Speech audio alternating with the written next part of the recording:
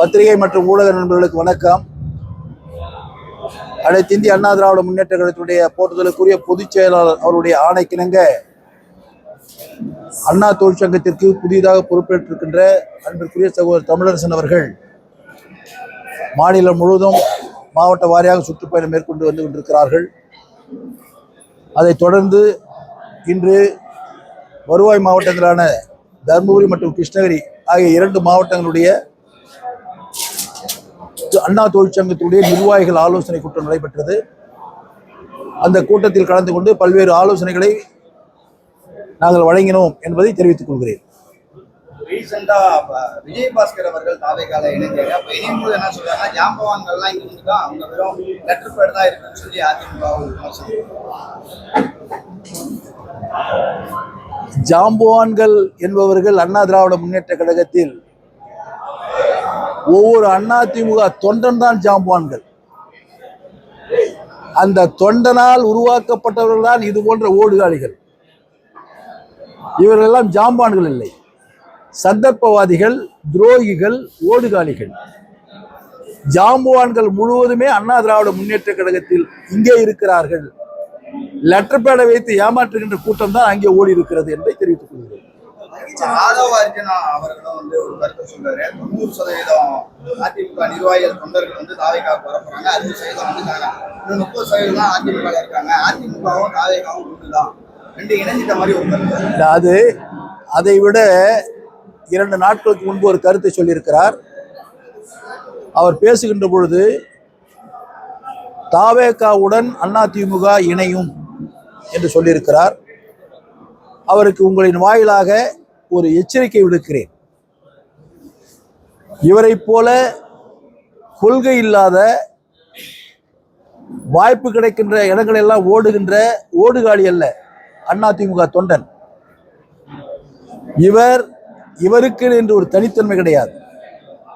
இவர் முதலில் திராவிட முன்னேற்ற கழகத்தில் இருந்தவர், அடுத்தது விடுதலை சிறுத்தைக்கு வந்தவர், அடுத்தது எங்களத்தில் வந்தவர், அடுத்தது இன்று தாவேகாவுக்கு சென்று கொண்டிருக்கிறார். ஆக ஓராண்டுகளுக்குள்ளாக அல்லது 2 ஆண்டுகளுக்குள்ளாக இத்தனை இடங்களில் அவர் ஓடுகிறார் என்று சொன்னால் அவருக்கு என்ன கொள்கை இருக்கிறது? அவர் இப்பொழுது கருத்தை சொல்லுகிறார், அதிமுக இணையம் என்று சொல்லுகிறார். இந்த இயக்கம் 31 ஆண்டு காலம் ஆட்சி செய்த இயக்கம். இந்த இயக்கத்தால் பல நூற்றுக்கணக்கான சட்டமன்ற உறுப்பினர்களை உருவாக்கிய இயக்கம், பல அமைச்சர்களை உருவாக்கிய இயக்கம். இதற்கு மேலாக இன்று தமிழகம் இந்திய துணைக்கண்டத்தில் முதன்மை மாநிலமாக எல்லா துறைகளிலும் விளங்கி கொண்டிருக்கிறது என்று சொன்னால், இந்த 31 ஆண்டு காலம் தமிழகத்தில் ஆட்சி செய்த அண்ணா திராவிட முன்னேற்ற கழக தலைவர்கள் கொண்டு வந்த திட்டங்களால் தான் இன்று தமிழகம் முதன்மை மாநிலமாக இருக்கிறது. எனவே இது போன்ற சந்தர்ப்பவாதிகள் சொல்லுகின்ற கருத்துக்களுக்கு முடிவு கூறுகின்ற வகையில்தான் ஆதவ அர்ஜுனாவுக்கு நான் ஒரு எச்சரிக்கை விடுக்கின்றேன். இதை மீண்டும் சொன்னால் அவர் மீது சட்டப்படி நடவடிக்கை எடுக்கப்படும். ஏனென்று சொன்னால் தேர்தல் கமிஷனிடத்திலே பதிவு செய்யப்பட்ட இயக்கம், 54 நாட்களுக்கு முன்பாக பதிவு செய்யப்பட்ட இயக்கம், கிட்டத்தட்ட 1.5 கோடி 2 கோடி தொண்டர்களை உள்ளடக்கிய இயக்கம். இவ்வளவு பெரிய இயக்கத்தை ஏதோ ஓடுகாலிகள், உங்களை போன்ற சந்தர்ப்பவாதிகள், ஆதவ அர்ஜுனாவை போலதான் இவர்களும். ஆதவ அர்ஜுனாவுக்கும் இந்த விஜயபாஸ்கருக்கும் வித்தியாசம் இல்லை. எத்தனை கட்சிக்கு ஓடிட்டாரு. இப்ப ஆட்சியில் இருந்தே விஜயபாஸ்கர் அங்கே ஓடிட்டாரு. நாளைக்கு இந்த விஜய ஆட்சியில் இருந்தா விஜய காலி பண்ணிட்டு வேற எங்கேயாவது ஓடுவாங்க. அது மாதிரி கூட்டம். அந்த கூட்டத்தில் ஒருவராக இருக்கின்ற ஆதவ அர்ஜுனாவுக்கு எச்சரிக்கை விடுக்கின்றேன்.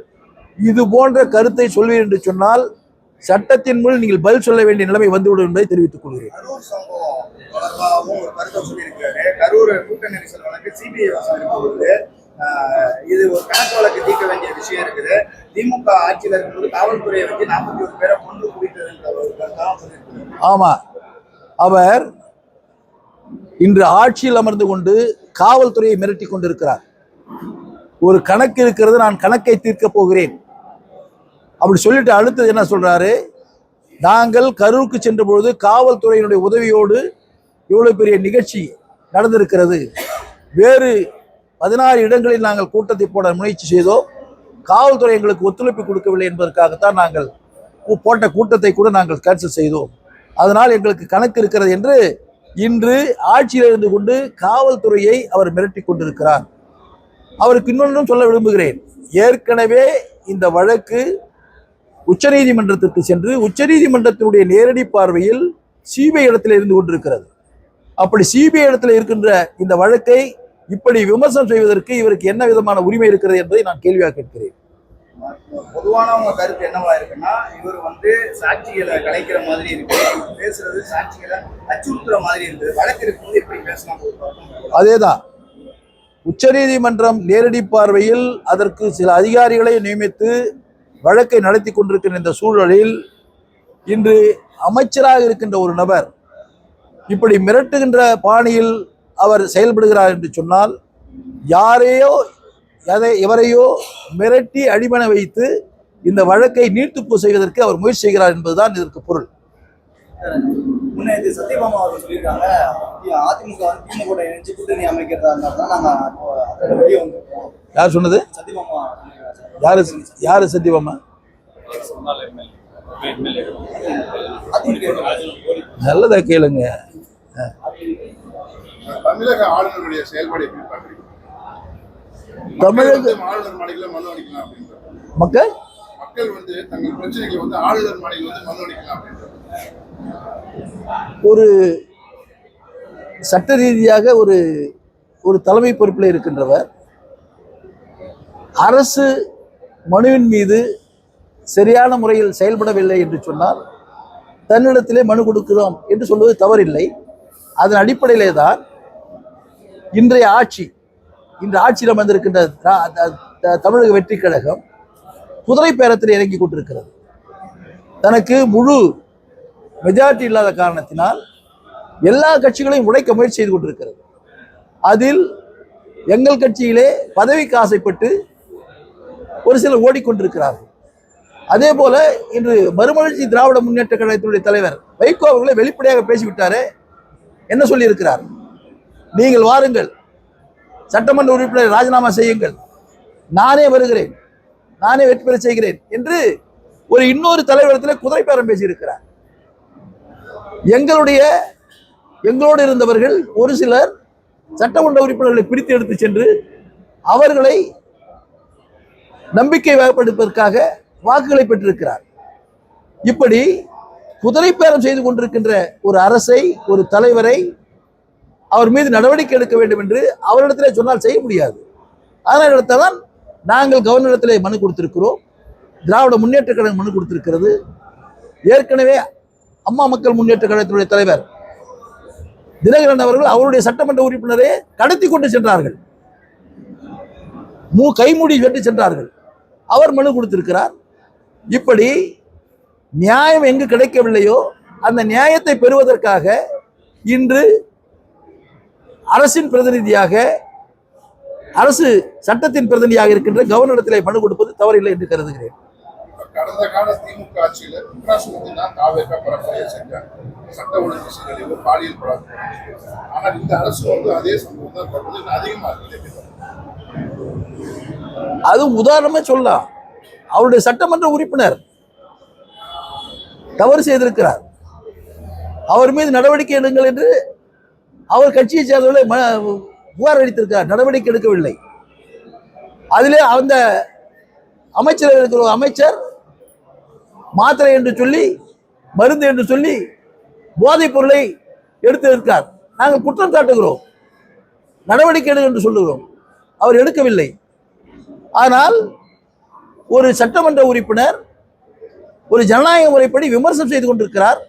அப்படி வெறும் விமர்சனம் செய்தவரை கைது செய்ய வேண்டும் என்று முயற்சி செய்த பொழுது உடனே அவர் முன்ஜாமீனுக்காக செல்கிறார். அப்படி சென்று அது இல்லை என்று மனு நிராகரிக்கப்பட்ட உடனேயே அடுத்த 60வது நிமிடத்தில் அந்த சட்டமன்ற உறுப்பினரை கைது செய்கிறார்கள். எவ்வளவு பழிவாங்கக்கூடிய நடவடிக்கை! ஆட்சிக்கு 50 நாட்கள் ஆகவில்லை. எவ்வளவு பெரிய தவறுகளை இந்த முதலமைச்சர் செய்து கொண்டிருக்கிறார். இவர் எங்கு இந்த ஆட்சியை தொடர்ந்து 5 ஆண்டுகள் நடத்த முடியும் என்பது கேள்வி, இவருடைய நடவடிக்கையாலே கேள்விக்குறியாக வந்து கொண்டிருக்கிறது. தற்போது அண்ணாமலை அவர்கள் தான் அதிமுக சொல்லி சில இடங்கள்ல அதிமுக தீர்மானம் சமூகத்தை ஏறுங்க. சில அதிமுக இவர் அண்ணாமலையை வந்து பொதுச்செயலர் ஆகணும், தலைவர் ஆகணும்னு சொல்லி சில இடங்கள்ல அதிமுக வந்து தீர்மானம் போட்டு தான் சொல்றாங்க. ஊடகம் சொல்லிட்டு இருக்கு. இது உண்மை உண்மையா சார்? இப்போ நீ வேணும்னே ஒரு கேள்வி கேட்குறீங்க, ஆனால் அது பதில் சொல்கிறேன். ஒரிஜினல் அதிமுக தொண்டை நான் சொல்கிறது விஜயபாஸ்கர் மாதிரி ஆள் இல்லை, சரியா? இன்னும் இங்கெல்லாம் ஓடுகாலிங்க போகிறானுங்களே அவங்க மாதிரி ஆள் இல்லை. இங்கே உட்காந்தாங்க முடியாது முன்னாடி தொண்டர்கள். அந்த ஒரிஜினல் அதிமுக தொண்டை என் தலைவனை பார்க்குற அந்த கண்கள், அந்த பார்வை எந்த சூழ்நிலையிலையும் இன்னொருத்தரை பார்க்காது. அதுதான் அதிமுக. இது நீங்களே செட்டப் பண்ணி இப்படி ஒரு மாய தோற்றத்தை உருவாக்கி அண்ணாமலைக்கு ஒரு விளம்பரத்தை தேடி கொடுக்குறீங்க. அது ஊடகங்களும் இருக்கீங்க, நீங்களும் இருக்கிறீங்க. கேள்விகள் கேட்கின்ற பொழுது ஒரு நியாயமான கேள்வி. 54 வருஷமா இருக்கிற ஒரு கட்சியை நேத்து வந்து எங்கேயோ வந்து ஓடி வந்த ஒரு நபருக்காக நாங்க தீர்மானம் போடணும்னு சொல்ற ஒரு கேள்வி கேட்கறீங்களே, உங்களுக்கு அது தர்மமா இருக்கிறதா? திரு எடப்பாடியார் அவர்கள் ஒரு 10 வருஷமா அந்த தலைமை பொறுப்புல இருந்து ரொம்ப சிரமப்பட்டு இன்னைக்கு தொண்டர்களால ஒரு தலைவராக ஏற்கப்பட்டிருக்காரு. மூத்த நிர்வாகிகள் பலரும் தலைமை சரியில்லை என்ற ஒரு குற்றச்சாட்டு சொல்றாங்க. மாற்று தலைமையா யாரை விரும்புறாங்க? மாற்று தலைமை கொண்டு வந்து அவர்கள் தொண்டர்களால ஏற்கப்படுவார்களா? அதிமுக வருவதைமா இன்னும் பின்னடைவை சந்திக்காது. அதுதான் நான் இப்ப பேசுறேனே. நான் என்னுடைய அண்ணா தொழிற்சங்க கூட்டத்தில் பேசினேன். அவருடைய உழைப்பு, அவருடைய தியாகம், அவர்கள் இப்பொழுது தொண்டரிடத்திலே நெருங்கி இருக்கின்ற அந்த ஈடுபாடு, அந்த ஈடுபாட்டின் அளவிலே தொண்டர்கள் ஏற்றுக்கொண்ட தன்மை, இதில் வேறு யாராவது இருக்கிறார்களா என்று பார்த்தால் யாரும் இல்லை. அவர்கள் காழ்ப்புணர்ச்சியின் காரணமாக போடுகிறார்கள். பொதுச்சார் மீது அவர்கள் மீது கோபம் இல்லை. ஆட்சி புதிதாக ஒரு கட்சி வந்து விட்டது. திராவிட முன்னேற்ற கழகத்திற்கு ஆட்சிக்கு வந்தால் அந்த நிலைமை அவர்களுக்கு வராது. ஏன்னா அங்க போய் உள்ள நுழைய முடியாது, அவளுக்கு வாய்ப்பு கிடைக்காது, அமைச்சர் பதவி கிடைக்காது. அங்க இப்போ வந்திருக்கிற கட்சி தொண்டர்கள் இல்லாத கட்சி. தொண்டர்கள் இல்லாத கட்சினா ரசிகர் மன்றம் உள்ள கட்சி. நாம போய் ஆக்குவை பண்ணிக்கலாம், நாம போய் அந்த இடத்துல பதவி எடுத்துக்கலாம் அப்படின்ற ஒரு நப்பாசில ஓடிட்டு இருக்காங்க. ஆனா அப்படி போடுற நப்பாசில ஓடி இருக்கிற இவங்களுக்கு அந்த கட்சியினுடைய தலைவர் இன்னும் அவருடைய திருமுகத்தையே காட்டலையே. இவங்க இங்க 2ஆம் கட்ட தலைவர்கள். எங்க அதிமுக 2ஆம் கட்ட தலைவர்கள். இவர் ஒவ்வொரு மாவட்டத்துக்கு வரும்போது மாலை போட்டு மரியாதை பண்ணி வரவேற்ற தலைவர்கள். இந்த மகராஜர்கள் கேட்ல போய் நின்றுட்டு அந்த கேட் எப்ப திறக்கும் எப்ப திறக்கும் எப்ப திறக்குன்னு ஏக்கத்தோட பார்த்துக்கின்னு இந்த ஆட்டுக்கு கூட்டம் ஓடுது, ஆட்டு மந்தை ஓடுறதில்ல, திறந்தா பட்டி திறந்தா எப்படி ஓடுது சாப்பிட்றதுக்கு, அது மாதிரி கேட்டை திறந்தா ஆட்டு மந்தைங்க பட்டியிலிருந்து ஓடுற மாதிரி இவங்க ஓடி போய் பார்க்கிற தலைமை யாருன்னா புஷி ஆனந்த்.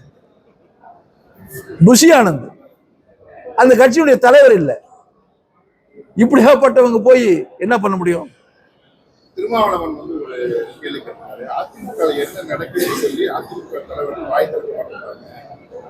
தாவேகாவுக்கு எதிராக வந்து கொந்தளிக்க வேண்டிய அதிமுக அமைதி காப்பது ஏன்? இப்பதான் நாங்க தான் பேசணுமே, இதுக்கு மேல என்ன கொந்தளிக்கணும்? அவரு எங்க மேல இருக்கிற ஒரு பாசம் பரிவுக்கு உங்கள் வாயிலாக விடுதலை சிறுத்தை தலைவர் அன்பிற்குரிய சகோதரர் தொல் திருமாவளவனுக்கு என்னுடைய நன்றியை தெரிவித்துக் கொள்கிறேன். அடுத்தது தம்பி கேட்டாரு, எங்க அவர் போயிட்டாரு, திமுகவும் அண்ணா திமுகவும் கூட்டு சேர்ந்து பண்ணுது அப்படின்னு கேட்டார். அது யாரோ கேட்டாரு, நிறைய அது வந்துட்டு இருக்கு. 25,000 கிலோமீட்டர் 1.5 ஆண்டுகள் கழகத்தினுடைய பொதுச்செயலர் எடப்பாடியார் வந்து தேர்தல் பிரச்சாரம் பண்ணார். யார் எதிர்த்து பண்ணார்? திராவிட முன்னேற்ற கழகத்தை எதிர்த்து பண்ணார். திராவிட முன்னேற்ற கழக ஆட்சியை விமர்சனம் செய்து பண்ணார்.